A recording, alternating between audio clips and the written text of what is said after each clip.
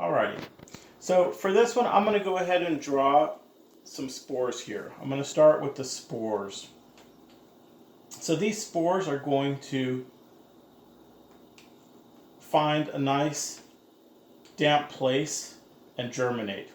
And the spores are a product of meiosis, by the way. So as they germinate, they're going to kind of form a little young gametophyte right here. So this little gametophyte is going to get bigger, and on the gametophyte we're going to have our gametogenia structures, which are our sex structures. So we're going to have the anteridium for the male, which is where the sperm are, and the archegonium,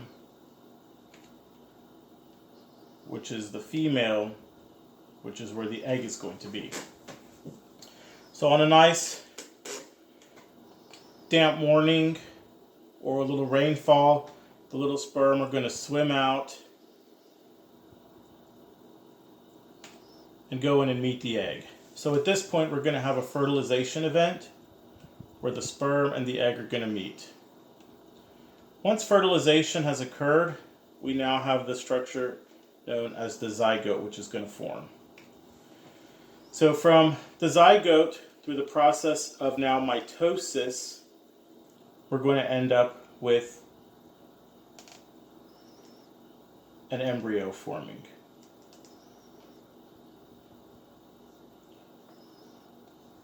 So we're still here on the gametophyte, still where the archegonium is, where the egg originally was, which is now fertilized. Now this embryo is going to become a young sporophyte. So as this young sporophyte continues to mature, it is going to go into and become a mature sporophyte. So at this point we have our fern leaf,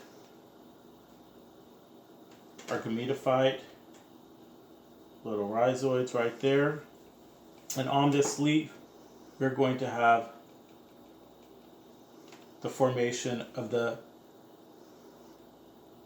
sporangium,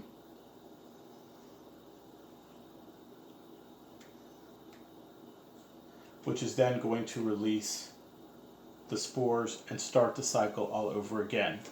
So just as a note, the spores are haploid, so is all this portion. We start with the diploid, which is the new sporophyte, and the mature sporophyte, as well as the outer coating, the sporangium, are all diploid cells. And this is the life cycle.